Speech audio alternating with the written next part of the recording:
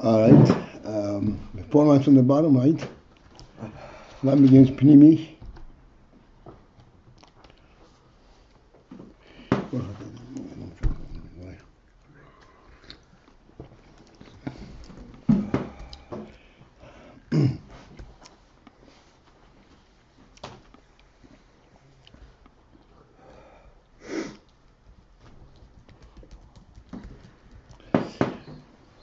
The start from the line begins with pnimi at the bottom of kuf mem zayin.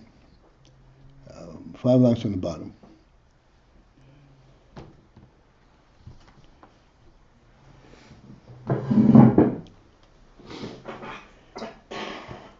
In the time of the Beis Hamikdash, there were phenomenal giluyim rooted in atmosphere in Seif.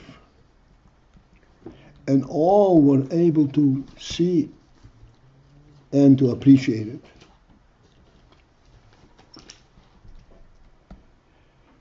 Although it is completely beyond their koiches pnimim, their ability to digest and acclimate to, nonetheless they were able to see it and to relate to it. Because there was this this special relationship, Eis Rotzein, which means, as we discussed yesterday, and it's never too much to review and reiterate. There was a personal relationship to Elokus, not only via observation. And since that there was a personal relationship, therefore, what he is able to understand is a completely different level. He understands it from that perspective, on that basis. Within that basis, within that reality, everything makes sense. The entire godly presence.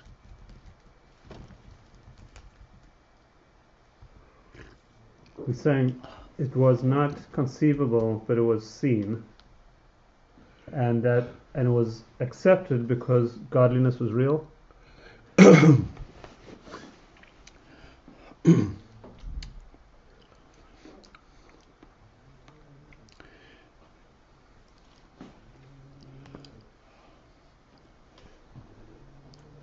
That's correct. But I just want to come in and develop it a little bit broader. The truth is, as mentioned all the time, all sechel is divine.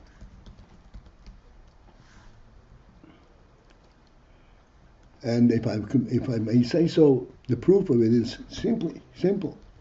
Lahavdil, animals also see the world and also partake of it. And yet, as much as they partake of it, he does not develop any seichel by them, any sense of reality.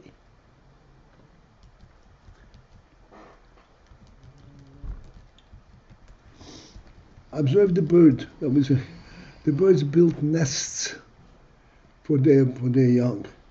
Isn't it something phenomenal? But they don't know what they're doing.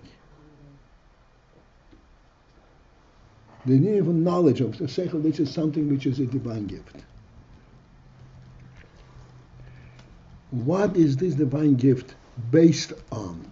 On what basis does the human being relate to it?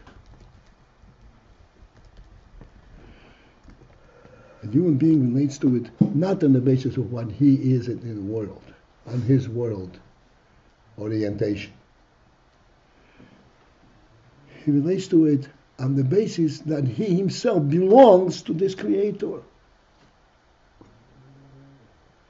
It is not his thinking. It is not a worldly perspective. And for this we had the mashal of a child relating to his mother, or a young student relating to his REBBE, which raises them to a level of understanding, of real understanding.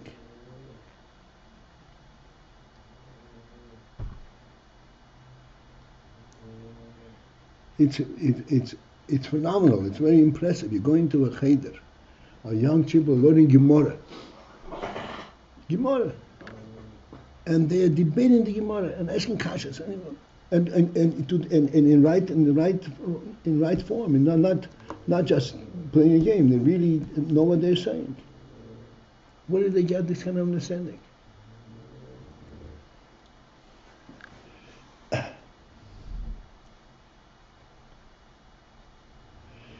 So in time with Abigdash, because there was Gilui Atzmi Ein Sof, the primary orientation of Yidden was not world but godliness, God.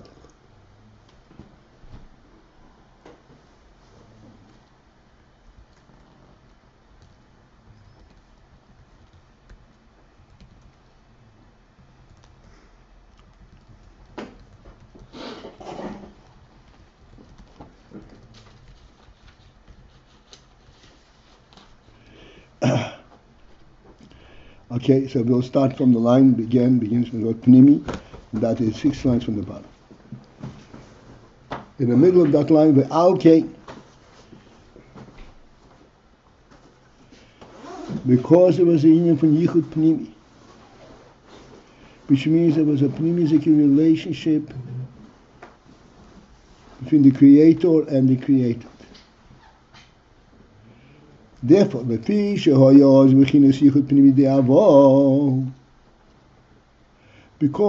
the bechina, the aspect of yichud pnimi de'avo. The pnimi is the relationship of chokhmah and bina, rather than the chitzeni is the relationship of chokhmah and bina.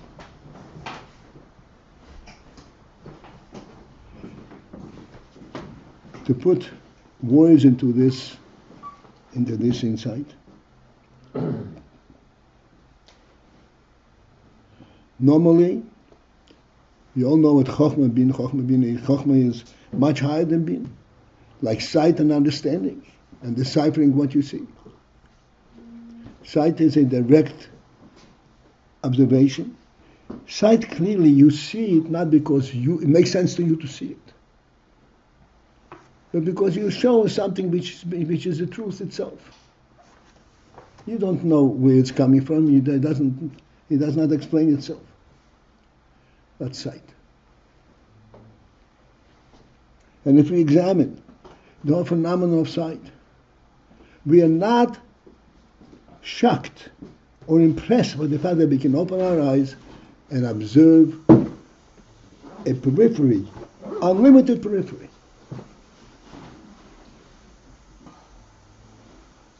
To the upper skies and to the west and the north, unlimited.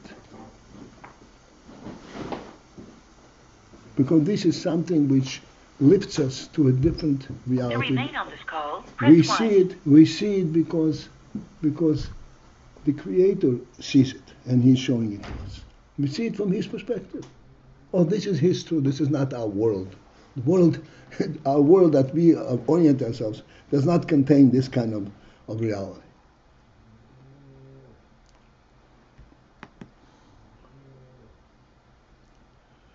Our world is very small relatively,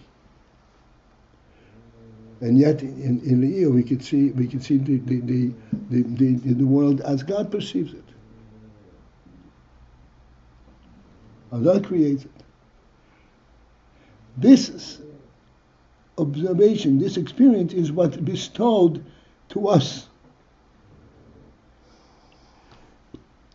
Because of this, because of the divine interest in giving us this experience. Like I said, in time of Amidas, there was Ish Rotzin. There was always a Rotzin. This is not a gift of sechel. This is a gift of Rotzin. This is a gift where the Rebbe says, I want you to come and be with me. Be what? With me. In my reality. E.T. with me. E.T. B.E.T. With me. Okay.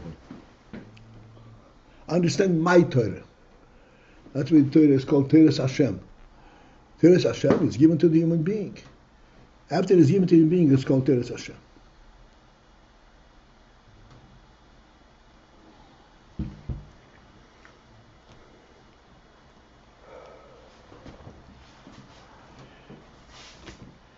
And we explained it yesterday with Moshe and all that.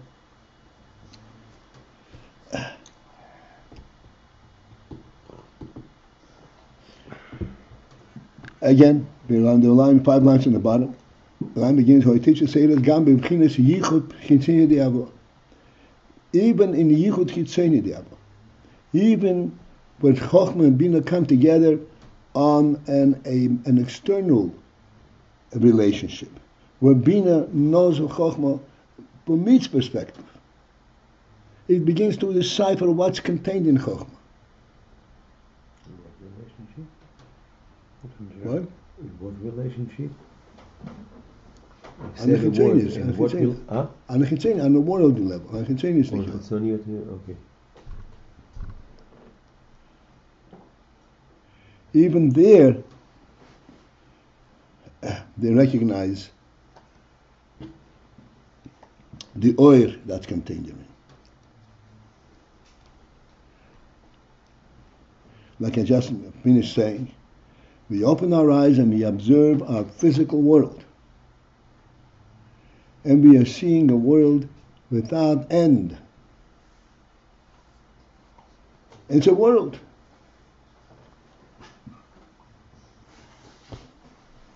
And this is our world, to the extent that we make plans. Okay, how am I going to go this? How am I going to, where am I going to go next?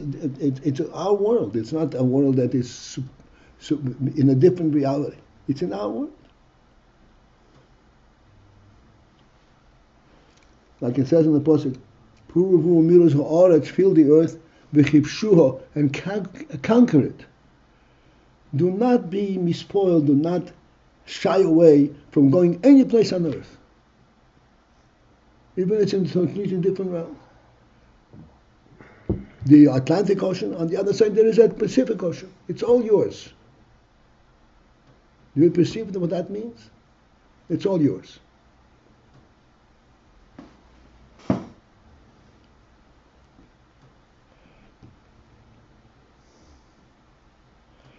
That is due to the fact that the Rebbe has given the human being the orientation that yes, this is his level of perception, but I'm giving it to you. You could look at it from the way I see it.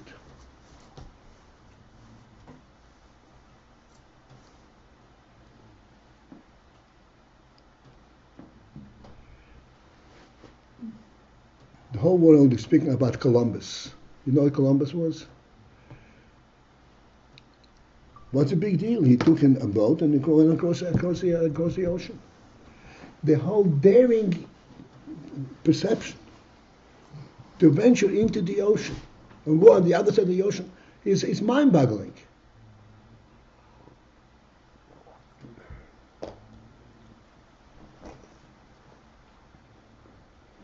Because the Rebbe gave the human being the ability, the perception is Hashem's world, it's my world. We can get there.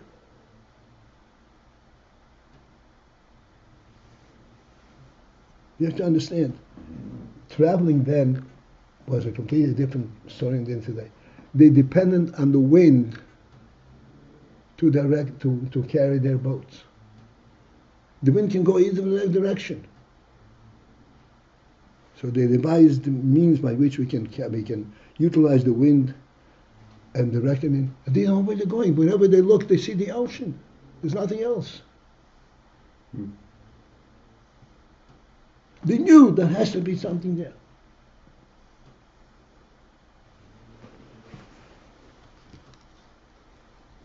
They did not have back then sort of like campuses, or they did have anything that they had the means to know whether they're going east or west. That's all. They did have the means. Yeah, they figured this out. They had, yes, because of the compasses, because of the what do you call it? The magnetism, magnetic fields, and so on. It also took time to figure out, but still, they're going. They don't even know there is anything there. A lot of gevura involved. A lot of. So I'm saying, it's all because the Rebbe should give the human being the sense. This is my world, it's your world.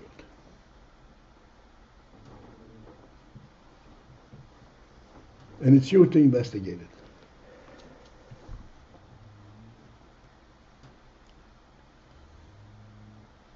That's what it means by conquering. Conquering.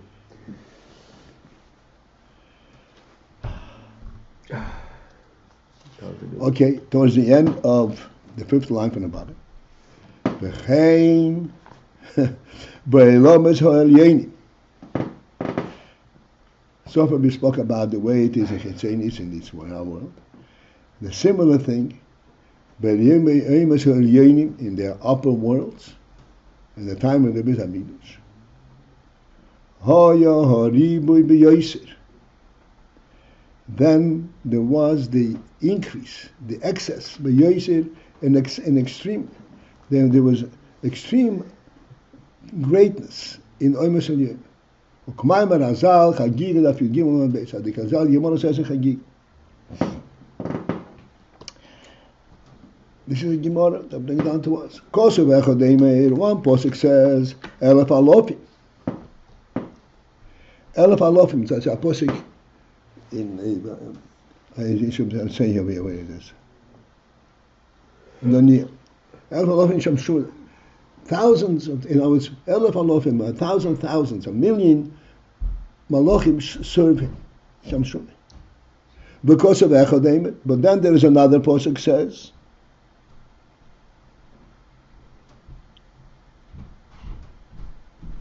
Hayesh Mitzvah, is there a number to his hosts, Nigdutov, to his armies? Here we say there's a thousands as a number. It's a big number, but it's still a number.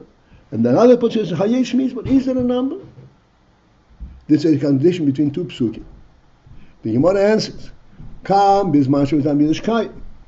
One speaks when you say there is a given number, and not given number. This is in the time when Zamidish was standing. When Zamidish is standing, there is no number to his hosts. And when it says that there is a number, Bisman Shei Zamidish Kayim. This refers to the time that the Zamidish is not standing. So in the time that Zamidish was standing, there was Yichud Pnimi of Atzma Sein and Seif. And therefore, the upper world themselves were greater than, to the point where there was no number whatsoever. Shekabi Yochel, which means as if it were possible to say, Kabi Yochel, as if it were possible to say, Nismato Pamalio Shomailo.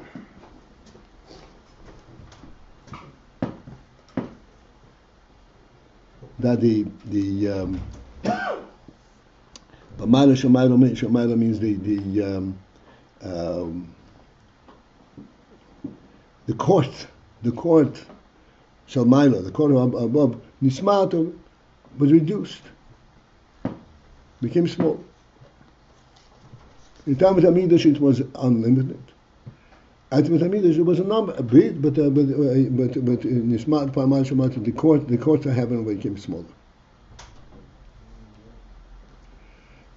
Shalidei Silo Gorotze, which means Alidei Silo Gorotze, by the fact that the Rotzoin, the divine will in the creation, was removed, because Hamidash is not standing.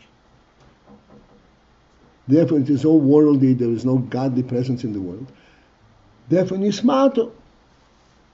Therefore, it became small. In order to enable the world to be limitlessly great, it has to have a support, a rotzen milmayla.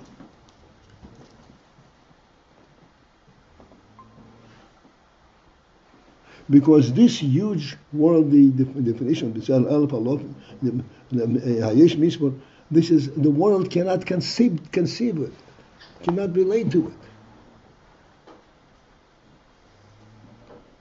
It is completely based on the divine observation, look at the world. But when the divine look at the world was removed, because there was not a rotzen, and therefore the world itself shrunk. Yeah. Is that talking about the Shvira Tateling? I mean, or No. after nothing? Uh-huh. I was reviewing with Bush, so we did talk about Yediyah as being the origin of the Kadur Aretz. Then at a certain point we went to talk about Ratzon. We were trying to recall why or how we made that term. Idea is idea pnimis, is that which comes into a finite worldly level. But then when we came to know, to speak of the world on a limitless level,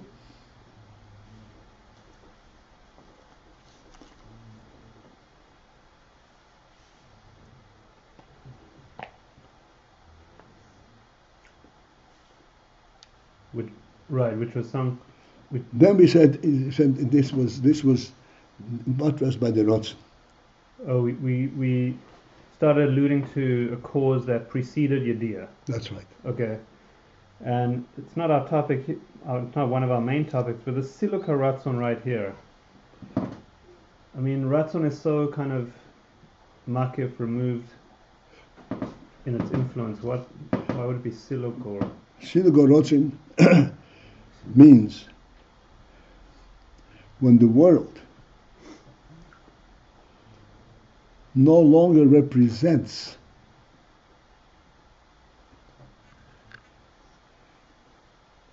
the divine will in the world.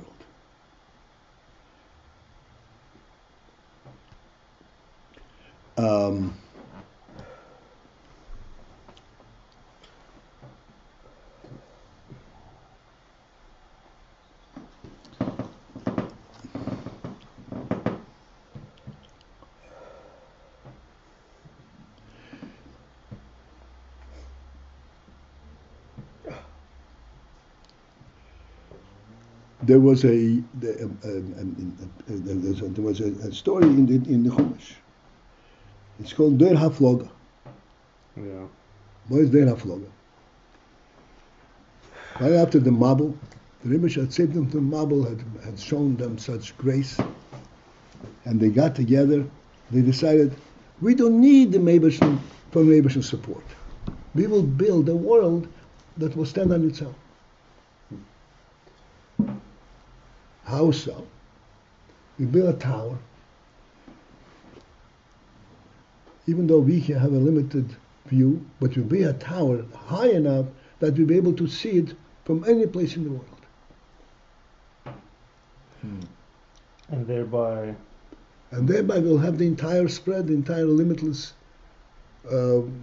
presentation of the world. We're not going to get lost.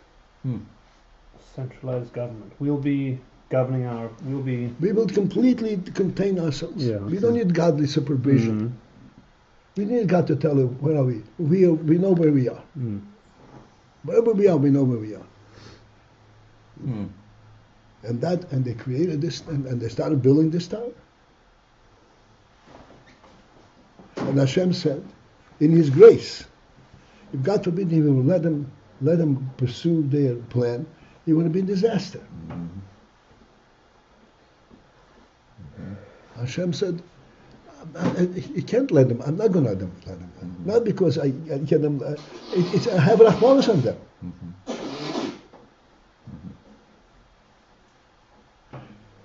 Imagine a human being in our day perceives his life as having a finite base.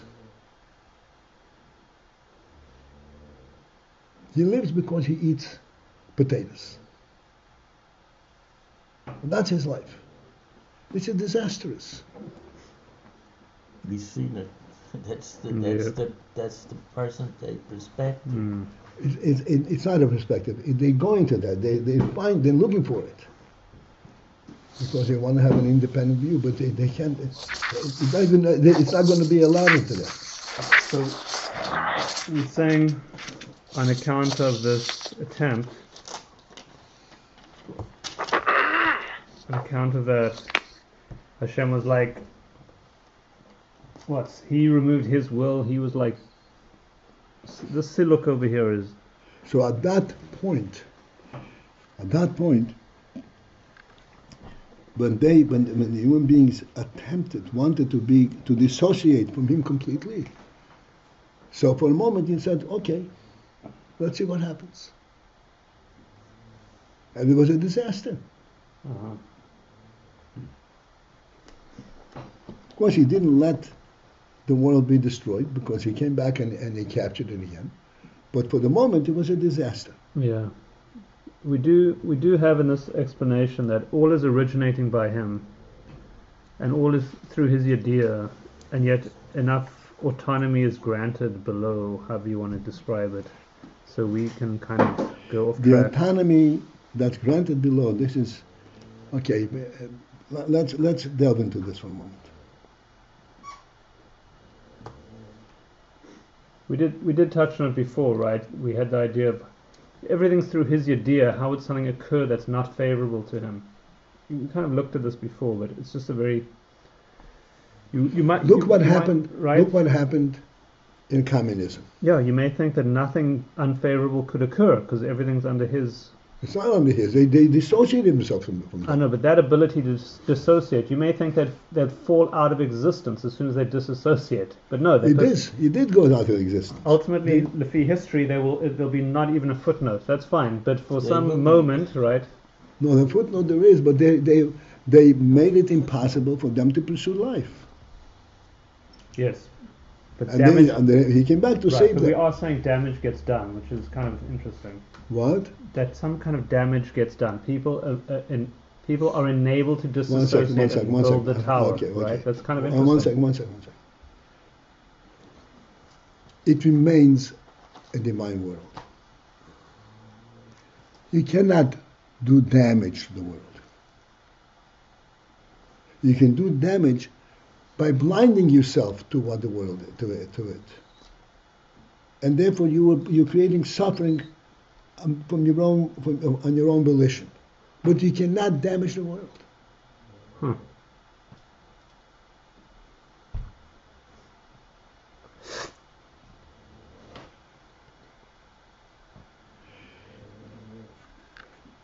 Listen to this. It's a shocking statement, right?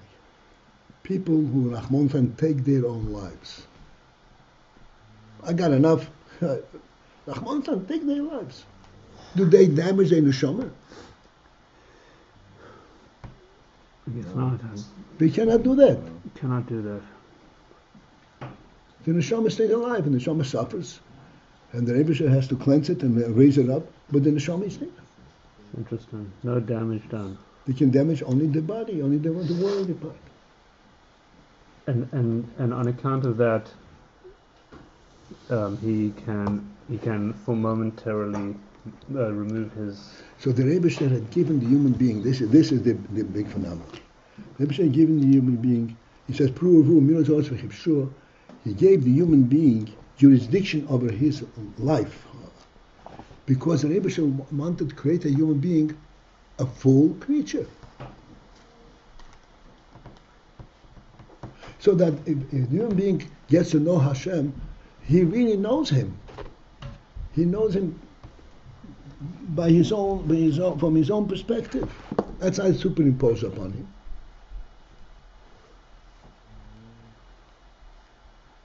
Like we said yesterday, a child learns because his Rebbe teaches him, but he understands it because he has the capacity to understand it.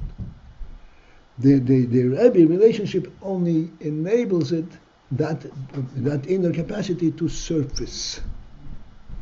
But it's his capacity that the Rebbe should put into him. If he didn't have it, then he wouldn't be able to understand it.